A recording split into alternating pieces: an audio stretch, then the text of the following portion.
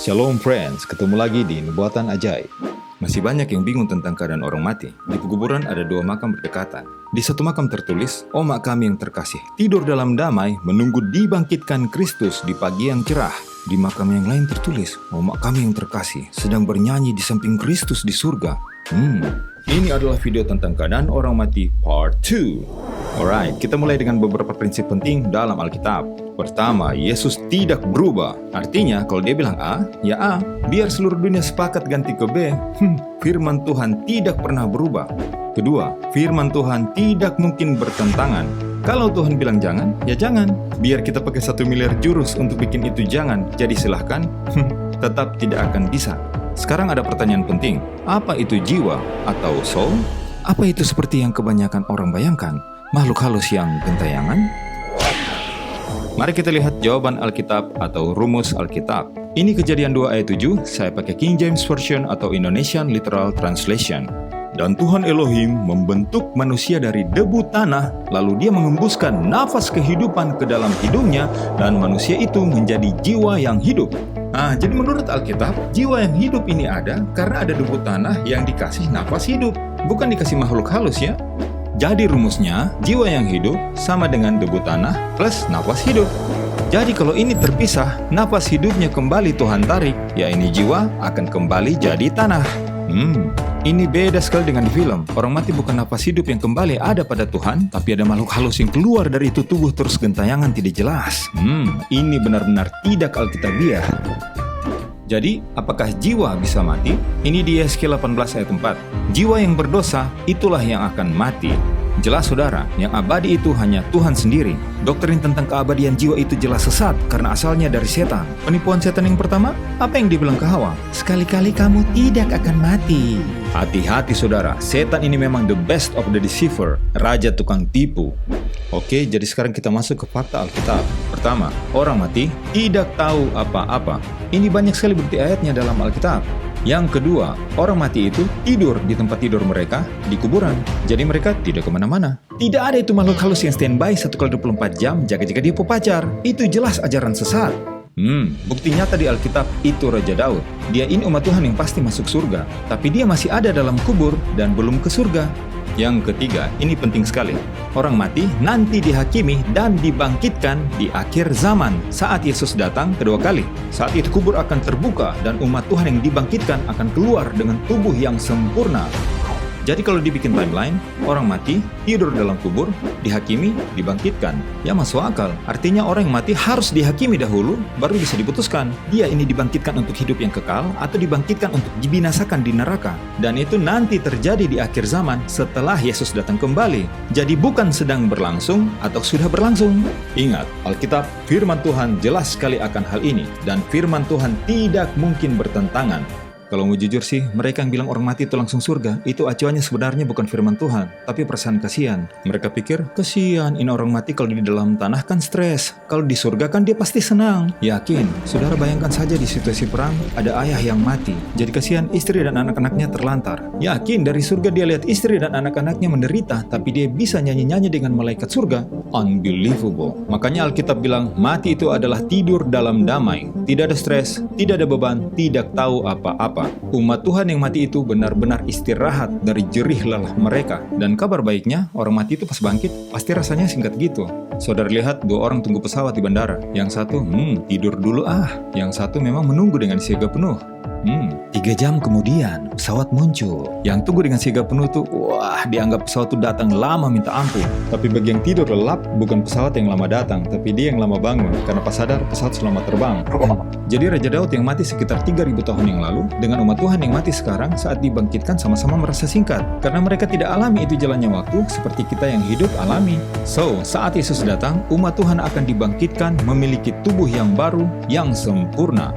Umat Tuhan bisa saling peluk, dan bisa makan enak. Tidak seperti makhluk halus di film-film yang tidak bisa enjoy makanan. Yes, Alkitab sangat jelas. Tidak ada itu makhluk-makhluk halus. Itu jelas tipuan Lucifer atau setan yang bahkan bisa menyamar menjadi malaikat terang. Ada yang tanya, bagaimana dengan Musa dan Elia yang datang pada Yesus di puncak bukit? Ini malah jadi bukti kuat Alkitab, tidak ada itu makhluk halus. Yes, Elia tidak mengalami kematian. Dia hidup-hidup dengan tubuh diangkat ke surga. Musa mati tapi dibangkitkan. Di Alkitab tidak disebut hari keberapa, tapi menurut tradisi Yahudi, Musa dibangkitkan 3 hari kemudian. Makanya di kitab Ulangan 34 ayat 6, tidak ada orang yang tahu kuburnya sampai hari ini. Ya jelas, tubuh Musa kan sudah diangkat ke surga. Makanya yang ketemu Yesus di puncak gunung itu, 2 tubuh yang nyata, yang hidup, yang disempurnakan. Bukan 2 makhluk halus gentayangan. Di Alkitab memang ada 3 orang istimewa yang sudah duluan diangkat ke surga. Henok dan Elia diangkat hidup-hidup, dan Musa diangkat setelah dibangkitkan. Ini gambaran sempurna saat Yesus datang kedua kali, ada 2 kelompok umat Tuhan. Kelompok yang seperti Elia, masih hidup dan diangkat, dan kelompok yang seperti Musa, dibangkitkan dan diangkat. Kita semua akan bertemu Tuhan di angkasa, dan dalam satu rombongan yang besar, penuh sukacita, pulang ke surga. Haleluya! Perumpamaan orang kaya dan Lazarus. Ini adalah perumpamaan Yesus yang ada orang anggap telah dan sedang berlangsung. Well, mari kita buktikan kalau ini adalah perumpamaan, bukan kejadian yang sebenarnya. Pertama, hukuman api neraka itu terjadi setelah Yesus datang kedua kali. Belum berlangsung sekarang. Untuk detailnya, saudara bisa lihat video saya tentang surga, link di deskripsi. Ini di Wahyu 20 ayat 13-15. Orang jahat yang mati, dihakimi, dilempar ke api neraka, dan menerima kematian yang kedua atau kematian kekal. Ini lapis dengan iblis dan semua malaikat jahat. Nah, penghakiman akhir ini kapan? Yesus sendiri bilang di akhir zaman. Benar saudara, belum ada itu api neraka yang berkobar-kobar sekarang. Api neraka itu disiapkan untuk menghukum dan membinasakan setan saat penghakiman terakhir, saat dunia ini akan dibaharui. Sayang sekali, mereka yang mengikut setan akan turut binasa dengan setan. Yang kedua, surga itu sempurna. Pemandangan surga, ya surga, bukan neraka. Tidak mungkin umat Tuhan di surga, tapi bisa lihat-lihat neraka. Terus lama-lamanya ngobrol dengan penghuni neraka yang lagi tersiksa. Pemandangan surga itu indah dan sempurna, tidak bercampur kengerian. Yang ketiga, air setetes di lautan api, itu orang kaya di neraka minta air setetes. Tidak mungkin air setetes berguna untuk orang yang sedang tenggelam di lautan api. Yang keempat, apakah Abraham itu raksasa besar?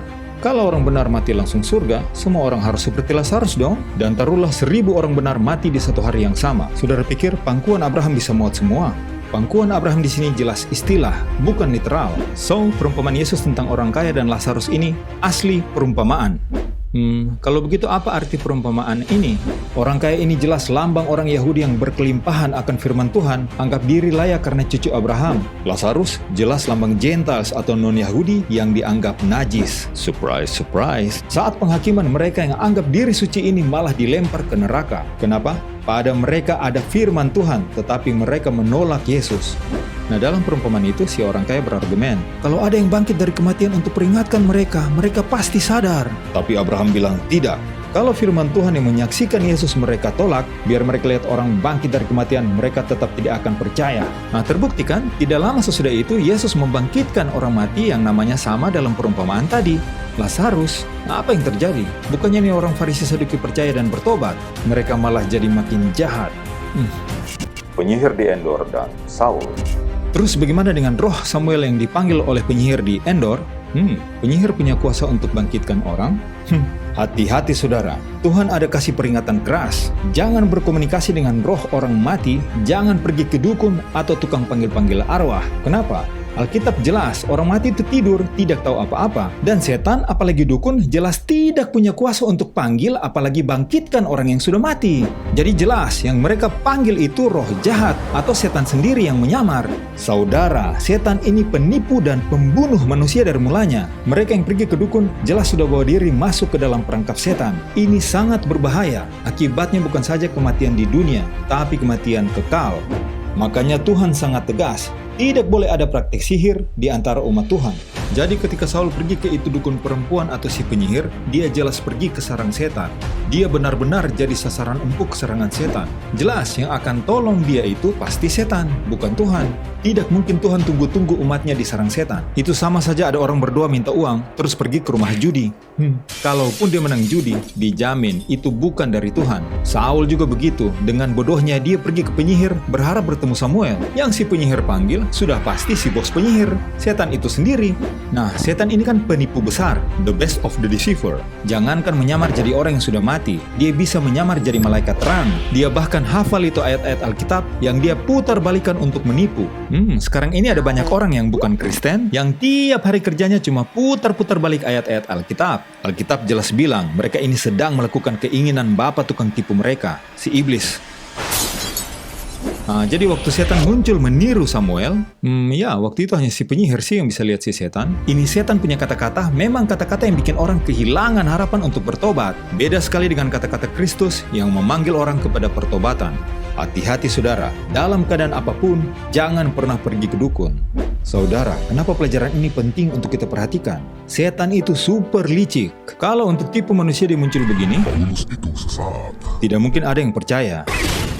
Tapi kalau dia menyamar jadi anggota keluarga kita yang sudah meninggal, atau menyamar jadi tokoh Alkitab, atau bahkan menyamar jadi malaikat terang, terus dia bilang, Saudara, 10 hukum itu sekarang sudah jadi 9. Yesus sendiri yang hilangkan 1.